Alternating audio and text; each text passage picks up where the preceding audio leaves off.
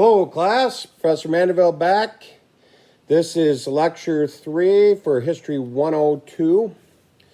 And last class we left off talking about the myth of 40 acres and a mule and Field Order number 15 issued by General William Tecumseh Sherman. So what I want to pick up with today, carrying on with the early Reconstruction period, is the Freedmen's Bureau, who we mentioned in passing. The Freedmen's Bureau was created in 1865 by Congress to help the 4 million emancipated slaves transition into American society. Because as we mentioned before, it's going to be a real culture shock for these people who have unfortunately been owned all their lives. So, the Freedmen's Bureau was sort of a primitive social service agency, and its immediate purpose was to provide clothing, food to these people who were, many of them, just packed up with basically nothing and hit the road, and before they knew it, they were struggling to survive. Once things were stabilized as best they could, that's when they really started to look at long-term goals. Now, luckily, for everyone involved, the person that was put in charge of the Freedmen's Bureau was General Oliver Howard, Union General, an accomplished military man and social reformer.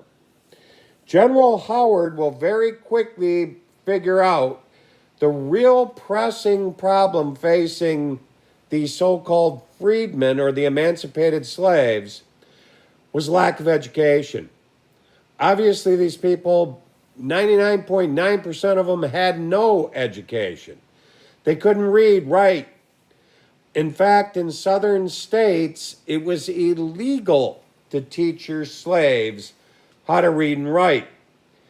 And the main reason behind that was pretty simple. A person that could read and write could escape much easier. You could read a map, you could read road signs.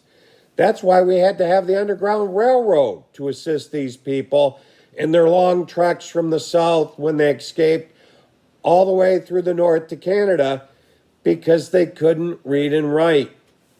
So, that becomes a major task, and the Freedmen's Bureau starts opening up freedmen's schools to initially teach people the basics, but then go further and set up, elementary education, middle school, and so forth.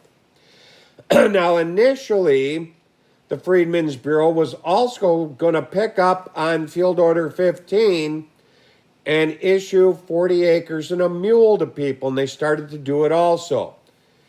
But unfortunately, all that's going to come to a screeching halt thanks to the brand new president, Andrew Johnson.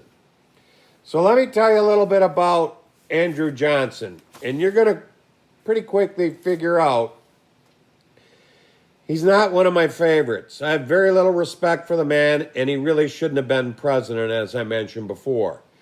He was selected by Lincoln as sort of putting out an olive branch to the Confederacy, and this man had no business being president of the United States. And had it not been for John Wilkes Booth, he never would have been. Now, a little bit on his background.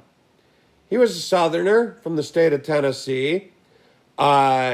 He, as a child, was an orphan, and he never had any formalized education. At age 10, he became an apprentice tailor. He taught himself how to read. Then later on, his wife will teach him how to write effectively and do basic mathematics. But he was a successful politician. He had served in the House of Representatives, representing the state of Tennessee, went on to be governor and a U.S. senator before being selected as vice president by Lincoln, or as his running mate. Now, what's going to happen here is Congress is going to be adjourned at the end of the war. So they're not going to have any input in what happens right directly after the war ends, because it was pretty traditional for Congress to adjourn in the spring and get out of Washington before the hot summer hit. Plus, most of them had jobs back home. Congress didn't pay much back in this day and age. Now, unfortunately, Abraham Lincoln didn't leave behind a detailed Reconstruction plan. He had been too busy trying to win the war, and he struggled for several years during the war trying to find capable leadership for the Union Army.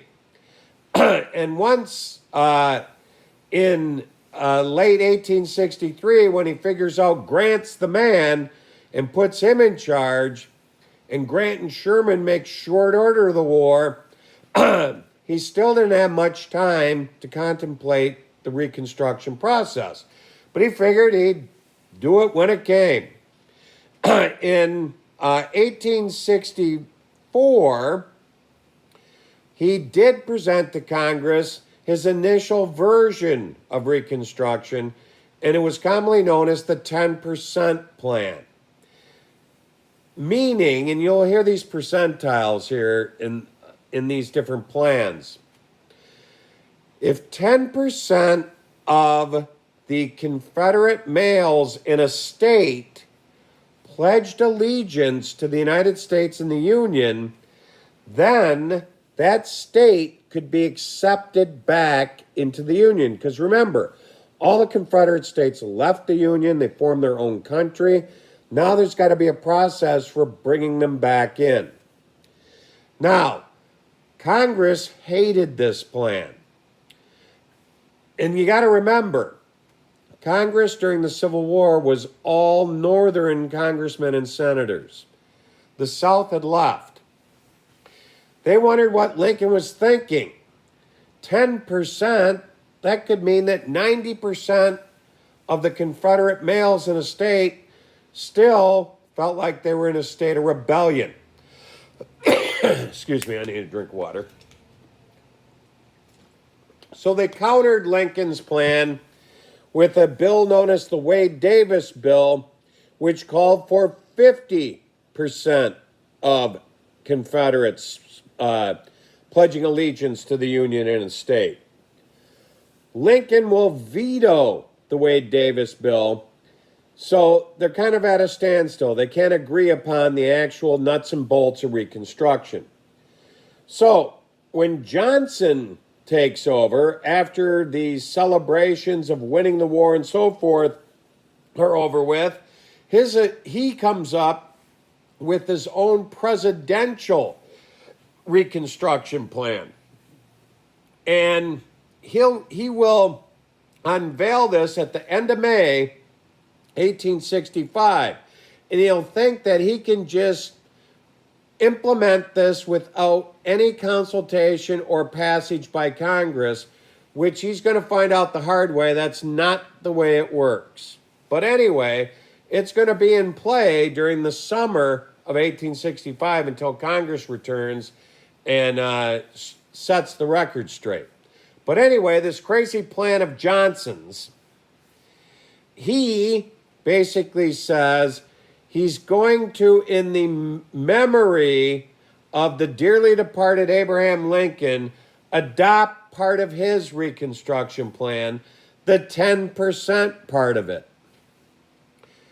Congress hated the 10% plan in 1864. They're not going to like it any better in 1865, believe me.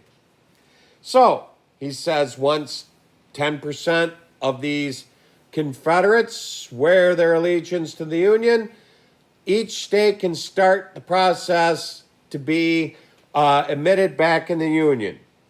And what they must do is hold a special convention to rewrite their state constitutions, because when they left the Union, they had to change their constitutions to become part of the Confederacy. And at these special conventions, they obviously must repeal seceding from the Union. They must also ratify the 13th Amendment, which abolished slavery. Now, those are pretty easy hurdles to accomplish.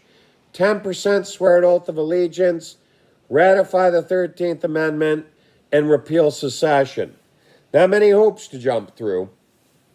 Then, part of this Reconstruction plan was high-ranking Confederates, like people that were in the Confederate government in Richmond, high-ranking officers in the military, high-ranking state officials, must apply personally to him to get a presidential pardon to protect them against any potential prosecution for treason or war crimes, which they all were basically open to.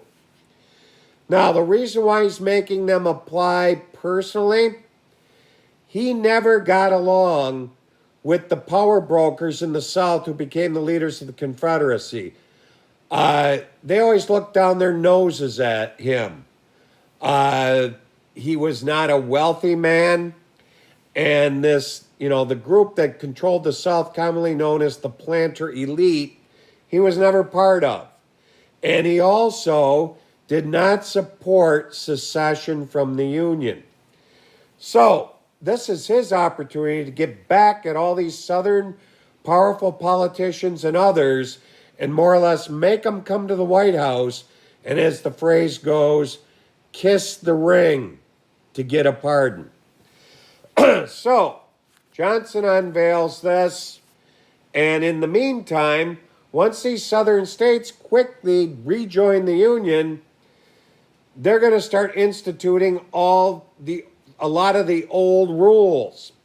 In fact, this is going to be the death of Field Order Number 15 and any attempts by the Freedmen's Bureau to give the emancipated slaves 40 acres and a mule. Because once these Confederates are pardoned, they can get all their property back that had been seized by the federal government.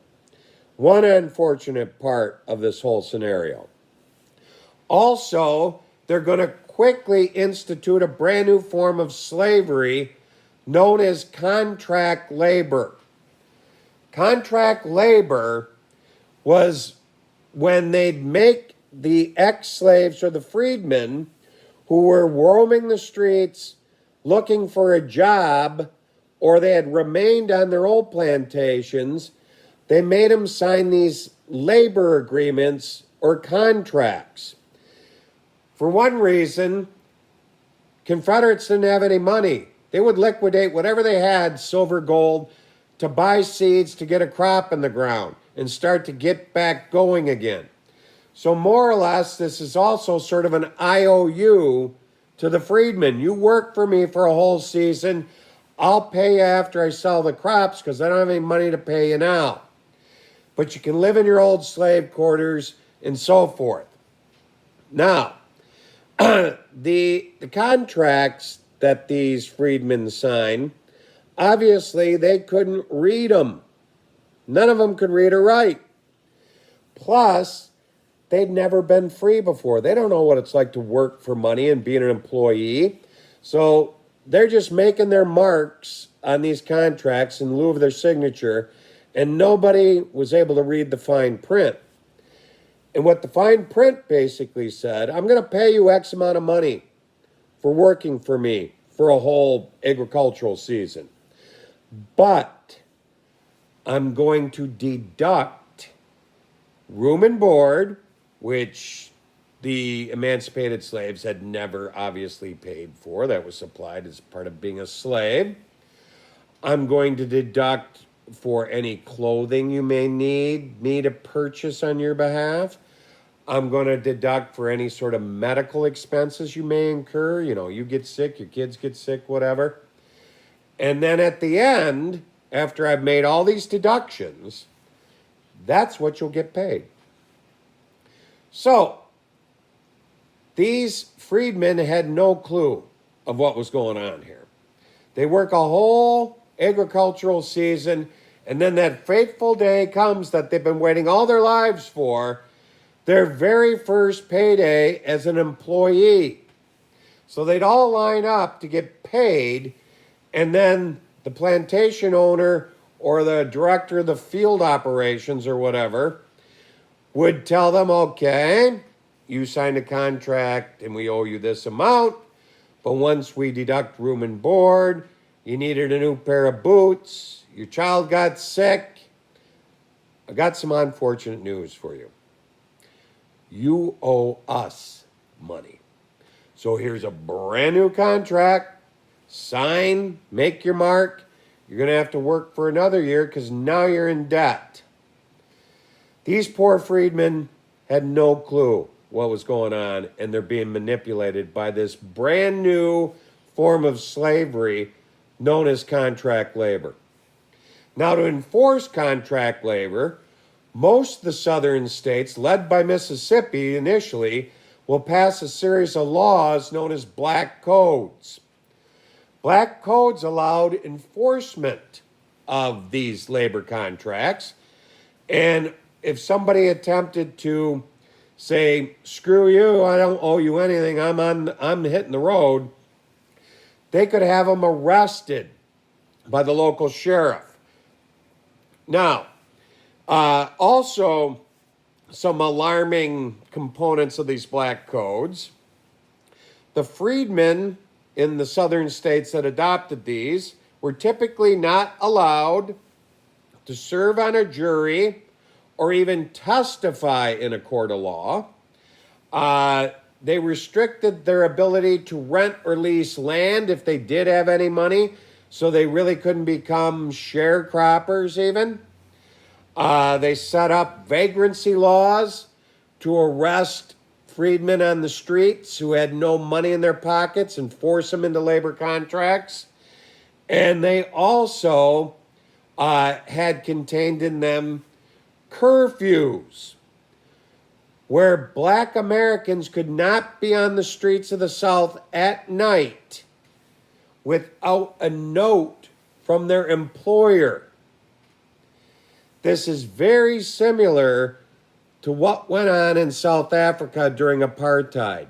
Really, you could say this period in American history was American apartheid.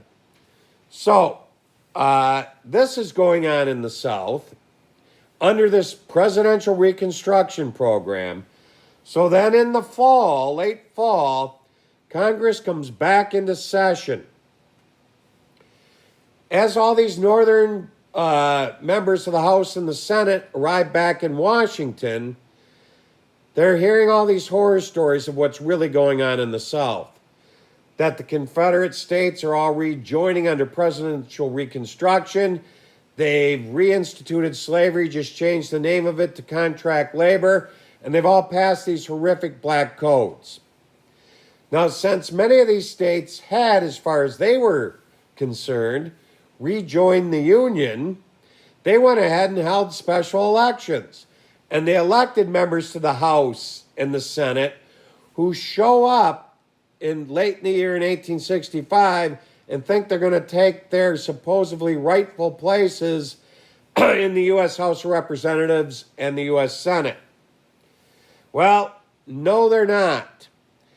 And in fact, during these elections held in the South under presidential Reconstruction, 4 generals, former Confederate generals, 5 colonels, and several officials of the Confederate government were elected to the House and Senate. And what was really, irked former Union Northern representatives is when they went into the House of Representatives and looked across the room, and they're seated in one of the congressional seats for the state of Georgia was the former vice president of the Confederacy, Alexander Stephens. The Northern majority in the House and the Senate both voted to not recognize these elections and not seat any of these members from southern states. This is the first blow to presidential Reconstruction. It'll be completely eliminated very quickly, as we'll find out in 1867.